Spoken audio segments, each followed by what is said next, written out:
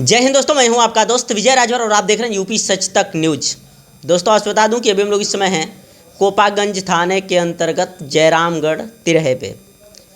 संजय लाल बाबू का स्टूडियो है और इसी में आज हम लोग बैठे और यहीं पे हमारे साथ मिल गए हैं समाज सेवी अजय जायसवाल जी। बता दूं कि इनका जो समाज सेवा करने का तरीका है काफ़ी सराहनीय है।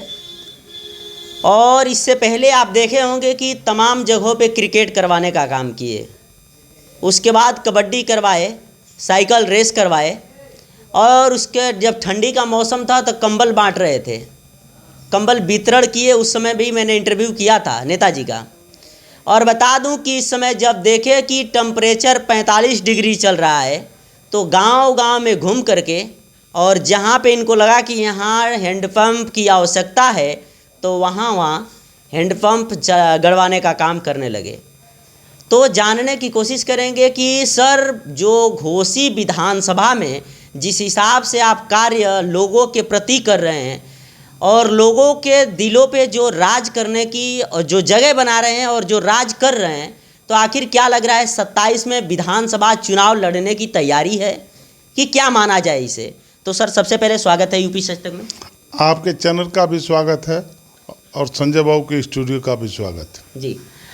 सर जिस हिसाब से आप लोगों के अंदर जो घोसी विधानसभा में समाज सेवा का काम कर रहे हैं, लोगों के दुख सुख में पहुंच करके लोगों की मदद कर रहे हैं, इसे क्या माना जाए?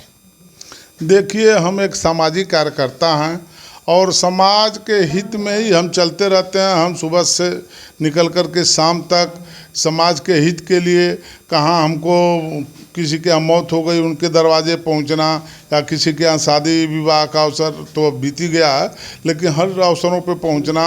और सबसे बड़ी चीज़ है जो आपने इंडिया मार्क का हैंडपम्प के मशीन की बात किया है, तो उसको हम आपसे बता दें, आपके चैनल के माध्यम से लोगों को बता दें कि घोसी विधानसभा के अंतर्गत जितनी ग्राम पंचायतें हैं वह हर ग्राम पंचायतों में एक सार्वजनिक जगह पे एक इंडिया मार्क का हैंडपम्प लगाने का हमारा प्रयास चल रहा है।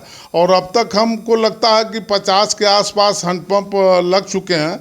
जैसे इधर आपके तरफ लगने में इंदारा लगा है, अदरी में लग गया है, पतिला में लगा है, मझवारा में लगा है, ऐसे करके मतलब कितना गिनाएं आपको 50 से ऊपर हम जा रहे हैं। और अभी हमारे मिस्त्री काम कर भी रहे हैं और पूरा हमारी एक सोच है कि हम पूरे विधानसभा में हर जगह पे हर ग्राम पंचायतों में एक सार्वजनिक जगह कोई हो जहां आपके चैनल के माध्यम से लोग हमको बताएं या मेरे टेलीफोन पे बताएं, हमारी संस्था के लोग या हम जाकर उस चीज़ को देखते हैं। अगर वास्तव में वहाँ ज़रूरत है तो हम वहाँ हैंडपम्प लगवाने का कार्य निःशुल्क करते हैं। जी। सर जिस हिसाब से आप अभी कहे हैं कि जहाँ पे आवश्यकता रहती है वहाँ हम लगवाने का काम करते हैं, तो वहाँ जब लग जाता है और जो 45 डिग्री टेम्परेचर इस समय चल रहा था, तो जब लोगों को सुख मिलने लगता है तो लोगों का रिस्पॉन्स क्या रहता है? जाने के बाद अभी क्या लोग कहते हैं कुछ आपको? देखिए, अब या तो अपने मुंह से अपनी बात नहीं, लेकिन हमको ये लगता है कि जब भी जाते हैं तो लोग इशारे में कहते हैं कि देखिए एक अजय जायसवाल जी हैं जो देखिए जा रहे हैं। इस तरीके से लोगों का भाव मिलता है और सम्मान भी मिलता है, चाहे वो गरीब हो अमीर हो, सभी के दरवाजे पे सम्मान लोग देते हैं। और हम भी एक सम्मान के जनक तरीके से लोगों से मिलना जुलना करते हैं और हमारे संस्कार में ही सम्मान है। और मैं संस्कारित परिवार से हूँ और हमेशा मैं संस्कार की बात करता हूँ, संस्कार में ही रहना चाहिए। और हर जगह जहाँ भी आप कहे मैं संस्कार के ही साथ लोगों से मिलना जुलना करता हूँ। जी।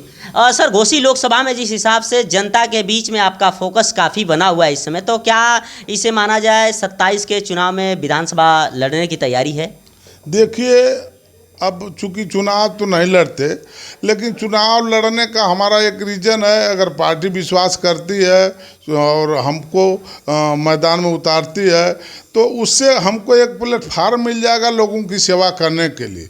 जो आज पैसा हम अपने जेब से या निको के सहयोग से कर रहे हैं, वह एक हमको और सहयोग निको का रहेगा ही रहेगा, हमारा रहेगा ही रहेगा। एक सरकार के माध्यम से जो हमें बजट मिलेगा, उससे लोगों की सेवा करने में और हमें सहूलियत मिल जाएगी। क्योंकि हमें कोई ऐसी बात नहीं है कि हम पैसे के उद्देश्य से राजनीति में आए हैं।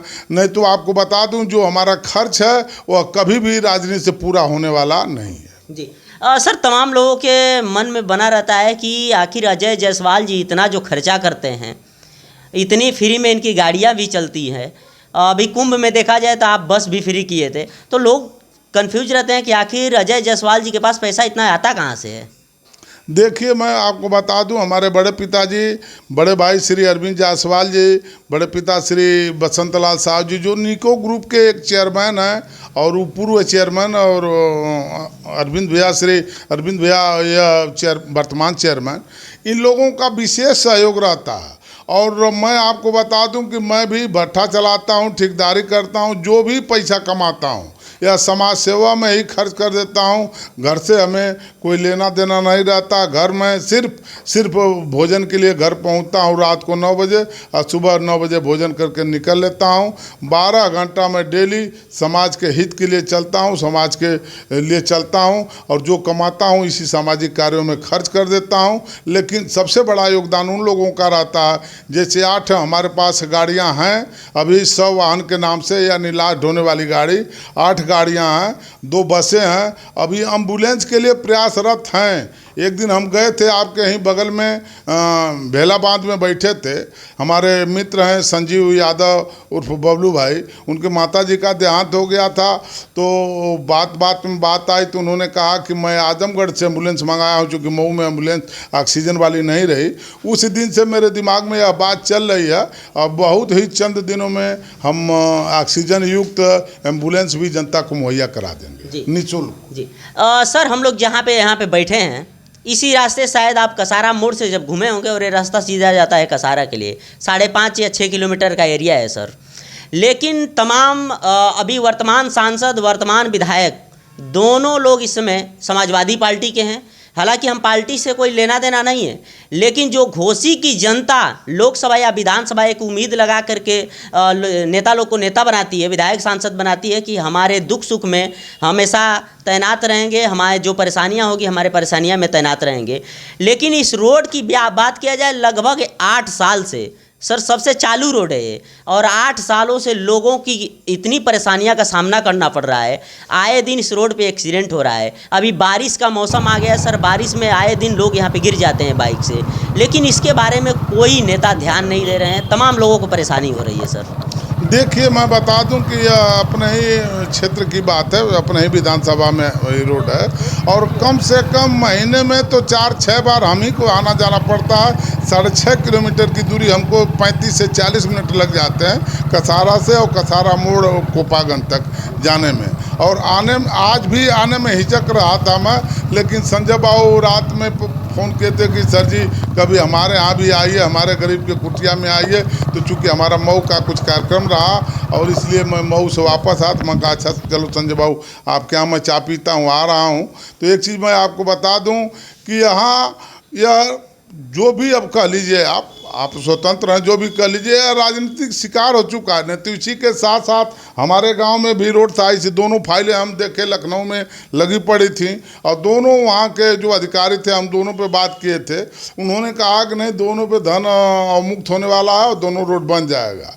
लेकिन अब हमारे गांव का रोड तो बन गया, लेकिन मैं आपको बता दूं कि इस रोड पे क्या कमी है, किस वजह से नहीं बन पा रहा है। ये तो भाई अब इतने बड़े हम सांसद विधायक तो नहीं है कि अपनी निधि या सरकार से, लेकिन हमारा भी प्रयास है इसके लिए। और मैं एक्सीएन से, एसी से और चीफ से इसके संदर्भ में वार्ता कर चुका हूं और लगा भी हूं। लेकिन बड़े बड़े लोग पड़े हैं, हमारे विधायक जी, सांसद महोदय, सभी लोग पड़े हुए हैं। अब देखिए चंद दिन में बारिश के बाद बनने का चांस है। इस पर हम एक दिन बात किए थे PWD विभाग से, तो उम्मीद है कि बारिश के बाद बन जाना चाहिए। जी सर, जनता के बीच में कुछ बातें चल रही है कि अगर जिस दिन बारिश होता है और ज़्यादा परेशानी होने लगी तो लोग इसमें धान रोपने का काम करेंगे। तो आप एक समाज सेवी हैं, अगर जनता आपसे उम्मीद लगा करके बुलाती है कि सर यहाँ पे आइए हम लोग धरना देंगे या धान रोपेंगे, तो उसमें आप शामिल होंगे? बिल्कुल, मैं जनता के साथ हूँ और जनता से कदम मिला के चलने के लिए तैयार हूँ।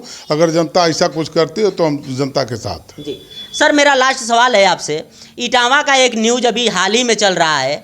इटावा में एक यादव समाज के जो कथावाचक थे, गए थे कथा करने के लिए, ब्राह्मण बस्ती में चले गए, लेकिन वहाँ पे उन यादव जी को, जो कथावाचक थे, उनको बुरी तरह से मारा गया, उनके ऊपर पेशाब किया गया और उनके बाल को पूरी तरह से छील दिया गया। बताइए सर, ये कहाँ तक सत्य है और कहाँ लिखा गया है संविधान में कि केवल ब्राह्मण ही कथावाचक बन सकते हैं? क्या ये सही है? नहीं, ये तो बिल्कुल गलत है। कोई जरूर नहीं कि ब्राह्मण ही कथावाचक हो। जो विद्वान होगा वही कथावाचक हो सकता है। आप भी हो सकते हैं, हम भी हो सकते हैं। जो विद्वान है, जिसके अंदर विद्वता है, वही विद्वान हो सकता है। ये तो घोर उनके साथ गलत हुआ है, या घोर निंदनीय कार्य किए हैं लोग। अगर ऐसा किए हैं तो गलत किए। जी सर, अभी जो आप तो बीजेपी के एक समर्थक हैं, बीजेपी के कार्यकर्ता हैं, और पार्टी अगर आपको टिकट नहीं देती है तो क्या 27 में निर्दल की तैयारी भी रहेगी? अब तो यह समय आने पर इस चीज़ को बताया जाएगा, देखा जाएगा। लेकिन प्रयास हमारा है कि नहीं, पार्टी चूँकि पार्टी से जुड़े हैं तो पार्टी हमारे पे विश्वास करे और टिकट दे। नहीं देगी तो फिर समय आएगा, जैसा समय आएगा वैसा किया जाएगा। जी चलिए सर, चैनल में समय दिए, बहुत बहुत धन्यवाद। आपको भी धन्यवाद। आपके चैनल के माध्यम से जो हमारे श्रोता बंधु हैं, सभी लोगों को अजय जायसवाल की तरफ से सादर प्रणाम, ढेर सारी शुभकामनाएं और बधाई। चलिए आपसे बता दूं कि अभी हमारे साथ हैं समाज सेवी अजय जायसवाल जी। बता दूं कि घोसी विधानसभा में जो समाज सेवी का कार्य को लेकर के इतना समाज सेवी का काम कर दिए कि लोगों के जुबान पे हमेशा अजय जायसवाल जी का नाम रहता है, लेकिन चौराहे पे भी बात होता है कि अजय जायसवाल जी जो कार्य कर रहे हैं, लोगों के बीच में जाने आने का और लोगों के दुख सुख में शामिल होकर के उनकी दुख को बांटने का काम करते हैं। तो बता दूं कि अजय जायसवाल जी बीजेपी के कार्यकर्ता हैं। अब तो 27 का चुनाव सामने है। अब 27 के चुनाव में देखना ये है कि पार्टी इनको टिकट देती है। अगर पार्टी टिकट देगी तो जनता इस पे क्या इनके समर्थक में उतरेगी, इनको घोसी विधानसभा से विधायक बनाएगी कि नहीं, अब तो ये देखने की बात है। बाकी अजय जायसवाल जी के बातों से आप कितना सहमत हैं, अपनी राय कमेंट बॉक्स में ज़रूर दीजिएगा। मिलते हैं किसी और वीडियो के साथ, तब तक के लिए जय हिंद।